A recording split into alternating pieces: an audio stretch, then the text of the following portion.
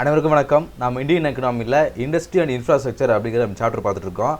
இந்த கிளாஸில் நாம் இண்டஸ்ட்ரியல் பாலிசி 1991 அதுதான் பார்க்க போகிறோம். இந்த இண்டஸ்ட்ரியல் பாலிசி 1991 என்னன்றது நம்ம கடந்த கிளாஸ்லேயே பார்த்துருப்போம். அதாவது 1991க்கு முன்னாடி நிறைய இண்டஸ்ட்ரியல் பாலிசி கொண்டு வந்திருப்பாங்க. அது எல்லாமே 1948 கொண்டு வந்த இண்டஸ்ட்ரியல் பாலிசிலேருந்து சின்ன சின்ன வேறுபாடுகள் தான் இருக்கும், சின்ன சின்ன மைனர் சேஞ்சஸ் தான் வந்திருக்கும்.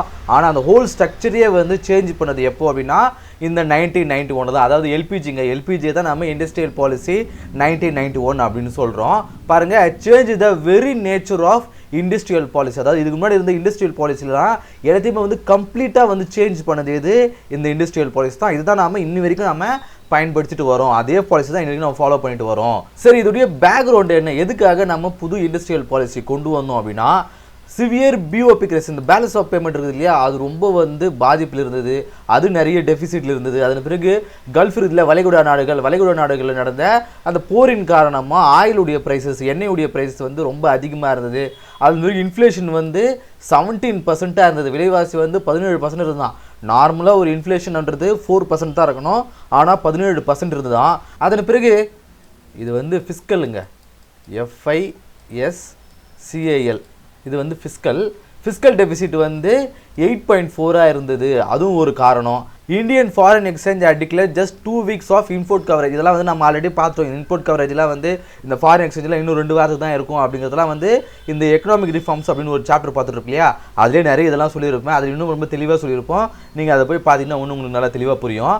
ஸோ என்னென்ன ரீஃபார்ம்ஸ்லாம் கொண்டு வந்தாங்க அப்படின்னு பார்க்கும்போது, steps in industrial policy, financial support India received from the international monetary fund. IMF இருக்காங்க இல்லையா, அவங்க கூட நாங்கள் சில ஃபினான்ஷியல் சப்போர்ட் எதிர்பார்த்தாங்க. எதுக்காக? To cow the BOP crisis. 1992 கொண்டு வந்த அந்த பிஓபி கிரைசிஸை ரிமூவ் பண்ணுறதுக்காக அவங்க சில கண்டிஷன்ஸ்லாம் கொடுத்தாங்க. இந்த கண்டிஷன்ஸ்லாம் நீங்கள் ஃபாலோ பண்ணிங்கன்னா தான் நான் உங்களுக்கு ஃபண்டிங் பண்ணுவோம்னாங்க. அதன்படி என்ன பண்ணாங்க? நியூ இண்டஸ்ட்ரியல் பாலிசியை ஜூலை 23, 1991 இந்த நியூ இண்டஸ்ட்ரியல் பாலிசி கொண்டு வந்தாங்க அப்படிங்கிறது.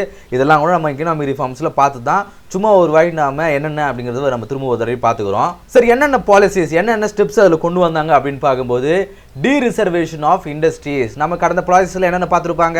எந்த ஒரு இண்டஸ்ட்ரியாக இருந்தாலும் அது சென்ட்ரலுக்கு, அது ஸ்டேட்டுக்கு, அதன் பிறகு ப்ரைவேட்டுக்கு, இந்த இண்டஸ்ட்ரியலாக இவங்க தான் சொல்லி ரிசர்வ் பண்ணி வச்சுருப்பாங்க இல்லையா, அதை ரிமூவ் பண்ணுறாங்க.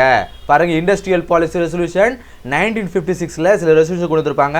அதன்படி என்ன, ஒன்லி 8 இண்டஸ்ட்ரி தான் இருந்து நிறைய இண்டஸ்ட்ரி சென்ட்ரலுக்காகவும் ஸ்டேட்டுக்காகவும் அலோகேட் பண்ணியிருப்பாங்க. ஆனால் இதை குறைச்சி ஒன்லி 8 இண்டஸ்ட்ரி மட்டும்தான் யூஸ் பண்ணணும் அப்படிங்கிற மாதிரி சொல்லியிருந்தாங்க. எப்போ? 1991.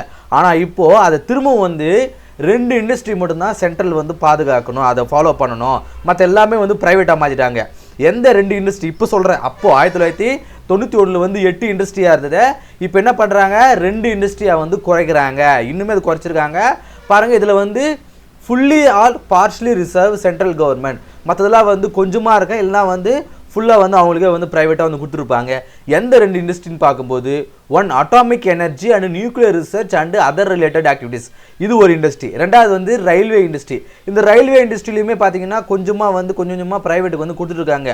மேலே இருக்கக்கூடிய அந்த அட்டாமிக் எனர்ஜி எதுக்காக கொடுக்க மாட்டேன்றாங்கன்னா, ஸோ அட்டாமிக் எனர்ஜி மூலியமாக ஏதாவது ப்ராப்ளம் வருவதுக்காக அதை சென்ட்ரல் கட்டுப்பாட்டு வச்சுருக்காங்க. ரயில்வே அப்படிங்கிறது கொஞ்சமாக ப்ரைவேட் படிச்சுட்டு வராங்க. அதையுமே நிறைய போராட்டம்லாம் பார்க்குறோம். அதை ப்ரைவேட் பண்ணாதீங்க அப்படிங்கிற மாதிரி அந்த தொழிலாளர்கள் போராட்டம் பண்ணிட்டு வராங்க. இது ஃபஸ்ட்டுங்க, டி ரிசர்வேஷன் ஆஃப் இண்டஸ்ட்ரி. ரெண்டாவது டி லைசன்சிங் ஆஃப் இண்டஸ்ட்ரி. அதாவது இந்த இண்டஸ்ட்ரிக்கெலாம் லைசன்ஸ் கொடுப்பாங்க இல்லையா, இந்த லைசன்ஸ் வாங்கி தான் நீங்கள் இண்டஸ்ட்ரி ஸ்டார்ட் பண்ணணும் அப்படிங்கிறத, அதை டி லைசன்சிங் பண்ணுறாங்க. யார் வேணாலும் ஸ்டார்ட் பண்ணலாம், லைசன்ஸ் வாங்க வேண்டியதில்லை. 64 இண்டஸ்ட்ரி நீங்கள் ஸ்டார்ட் பண்ணணும்னா இதுக்கெல்லாம் லைசன்ஸ் வாங்கணும். ஆனால் அதை 17 இண்டஸ்ட்ரியை குறைச்சிருக்காங்க. 17 இண்டஸ்ட்ரி ஸ்டார்ட் பண்ணுறீங்கன்னா நீங்கள் அதுக்கு மட்டும் லைசன்ஸ் வாங்கினா போதும், மற்ற இண்டஸ்ட்ரியில் லைசன்ஸ் வாங்க தேவையில்லை அப்படின்றாங்க. ப்ரெசென்ட்லி 4 இண்டஸ்ட்ரிங்க, அதையுமே இன்னும் குறைச்சி அந்த 17 இண்டஸ்ட்ரியை இன்னும் குறைச்சி 4 இண்டஸ்ட்ரியாக வச்சுருக்காங்க. இது 64 அப்படிங்கிறது 1991க்கு முன்னாடி, இந்த 17 அப்படிங்கிறது 91க்கு பிறகு, இந்த 4 அப்படிங்கிறது இப்போ நடைமுறையில் இருக்குது. 4 குறைச்சிருக்காங்க. 17மே 4 குறைச்சிருக்காங்க. என்னென்ன ஏரியாஸ்ன்னு பார்க்கும்போது, aerospace and defence related electronics, gunpowder, explosives, detonating fuse, hazardous chemicals, tobacco, cigarette and related process, இதுக்கு எல்லாமே இதுக்கு ஸ்டார்ட் பண்ணணும்னா மட்டும், இந்த இண்டஸ்ட்ரி ஸ்டார்ட் பண்ணணும்னா மட்டும் நீங்கள் லைசன்ஸ் வாங்கினா போதுமானது. இந்த விமானம் தொடர்பான பொருட்கள், அப்புறம் கன் பவுடர் சம்மந்தமான பொருட்கள், இந்த மருந்து இந்த வெடி மருந்துலாம் இருக்கு இல்லையா அது சம்மந்தமான பொருட்கள், அப்புறம் வந்து ரொம்ப ஆபத்தில் இருக்கக்கூடிய கெமிக்கல்ஸ், அப்புறம் டொபாக்கோ இந்த புகையிலை சிகரெட்லாம் இருக்கு இல்லையா அது தொடங்கணும் அப்படின்னா. ஆனால் அதில் பாருங்கள் alcohol and alcoholic drinks remove from the list. இதில் வந்து இந்த மதுபானங்கள்லாம் இருக்கு இல்லையா அதை மட்டும் இதுலேருந்து ரிமூவ் பண்ணிட்டாங்களா, யார் வேணாலும் இந்த ப்ரைவேட்டாக ஸ்டார்ட் பண்ணிக்கலாம் அப்படிங்கிறது. இது எப்போ கொண்டு வந்தாங்க? அமெண்ட்மெண்ட் ஆக்ட் 2016 இந்த அமெண்ட்மெண்ட் கொண்டு வந்து இதுக்கு லைசன்ஸ் வாங்க தேவையில்லை அப்படிங்கிறத கொண்டு வந்திருக்காங்க. அதன் பிறகு அபாலிஷன் ஆஃப் எம்ஆர்டிபி, அந்த மோனோபோலிஸ்டிக் இருக்கு இல்லையா, அந்த எந்த ஒரு தொழிலாக இருந்தாலும் அவங்க தான் வந்து அதை ஸ்டார்ட் பண்ணுவாங்க, மற்றவங்க யார் வந்து மோனோபோலியாக இருப்பாங்கன்னு சொல்லியிருப்பாங்க இல்லையா அதை வந்து ரிமூவ் பண்ணியிருக்காங்க. முன்னாடி வந்து 5 கோடியாக இருந்தது, 15 கோடியாக இருந்தது, 25 கோடியாக இருந்தது. அதன் பிறகு அதை 50 கோடியாக வந்து மாற்றினாங்க. அதன் பிறகு 100 கோடியை வந்து கொண்டு வந்திருக்காங்க. இந்த எம்ஆர்டிபி அப்படிங்கிற இந்த ஆக்டை வந்து 2002 காம்படிஷன் ஆக்ட் அப்படிங்கிற ஒரு ஆக்ட் கொண்டு வராங்க. இதை வந்து ரீப்ளேஸ் பண்ணுறாங்க. இதுக்கப்புறம் வந்து இந்த அளவு வந்து தேவை கிடையாது, யார் வேணாலும் எந்த மதிப்பீட்டில் வேணும்னாலும் நீங்கள் கம்பெனியை தொடங்கலாம் அப்படிங்கிற இந்த காம்படிஷன் ஆக்ட் வந்து கொண்டு வராங்க. அது பிறகு ப்ரொமோஷன் ஆஃப் ஃபாரின் இன்வெஸ்ட்மெண்ட், வெளிநாடுலேருந்து இன்வெஸ்ட் பண்ணுவாங்க இல்லையா அதை வந்து ப்ரொமோட் பண்ணுறாங்க. நிறைய வெளிநாட்டு கம்பெனி எங்கள் நாட்டில் வந்து இன்வெஸ்ட் பண்ணுங்கன்னு சொல்கிறாங்க.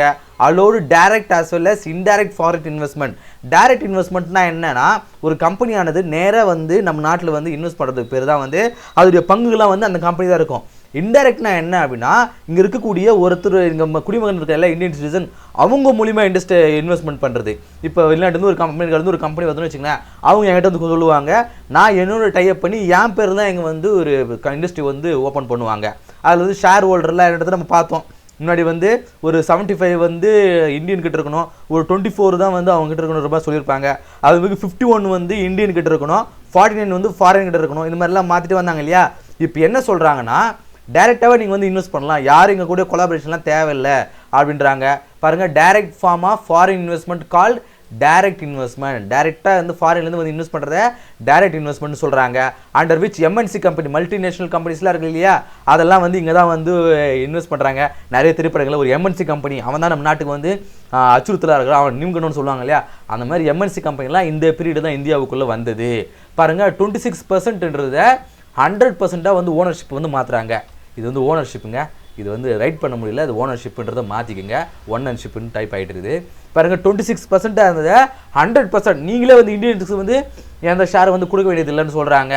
Indirect form of foreign investment called portfolio investment ஸ்கீம்ன்றாங்க. அதாவது டேரெக்டாக வந்து இன்வெஸ்ட் பண்ணலாம், அப்படி இல்லைனா இங்கே இருக்கக்கூடிய இந்தியன் சார்பாக நீங்கள் வந்து இன்வெஸ்ட் பண்ணுறீங்க அப்படின்னா அது போர்ட்ஃபோலியோ இன்வெஸ்ட்மெண்ட் ஸ்கீம் அப்படின்றாங்க.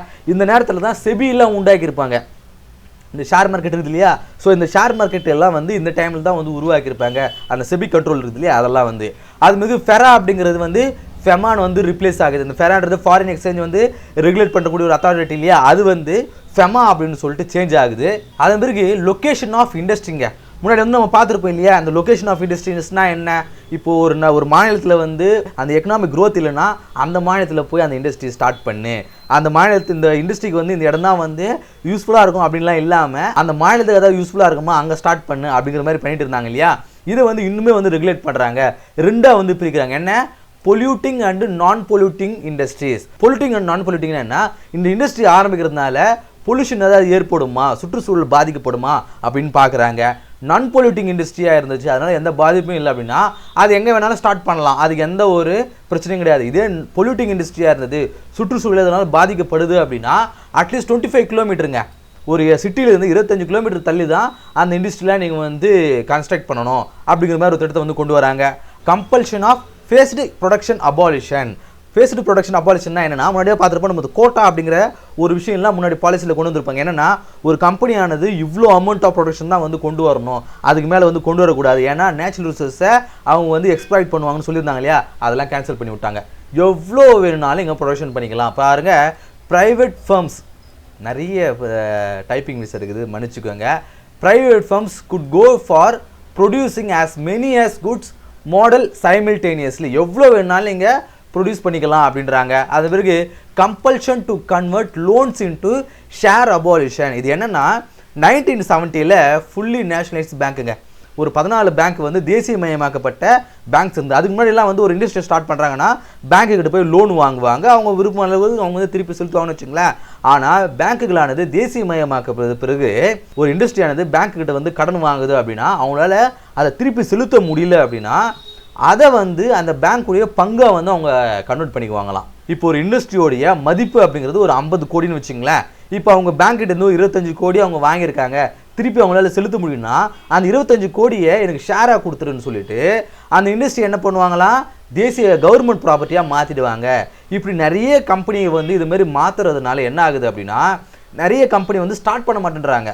இந்த மாதிரி கவர்மெண்ட் வந்து திரும்ப அதை அவங்களுக்காக ஓன் பண்ணிக்கிறாங்க. அப்படிங்கிறதுக்காக எதுக்காக நம்ம கஷ்டப்பட்டு ஒரு இண்டஸ்ட்ரி ஸ்டார்ட் பண்ணணும் அப்படிங்கிறதுக்காக நிறைய புது புது இண்டஸ்ட்ரீஸ்லாம் வந்து ஓப்பன் பண்ண மாட்டேன்றாங்க.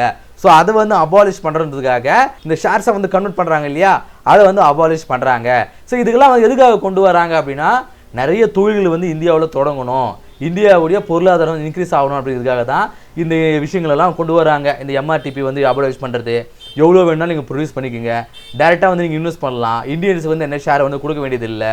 இந்த பாலிசியெல்லாம் கொண்டு வரது மூலிமா தான் நிறைய இந்தியன்ஸ் நிறைய ஃபாரின் இன்வெஸ்ட்மெண்ட்டும் இந்தியாவில் கொண்டு வராங்க. இந்தியாவுடைய எக்கனாமியும் வந்து ரொம்ப இன்க்ரீஸ் ஆகுது. பாருங்கள், கடந்த இந்த 3 டிகேட்டில் எவ்வளோ விதமான நம்ம வளர்ச்சி வந்து கொண்டு வந்திருக்கோம் அப்படிங்கிறது நம்ம இதன் மூலமாக தெரிஞ்சுக்க முடியும்.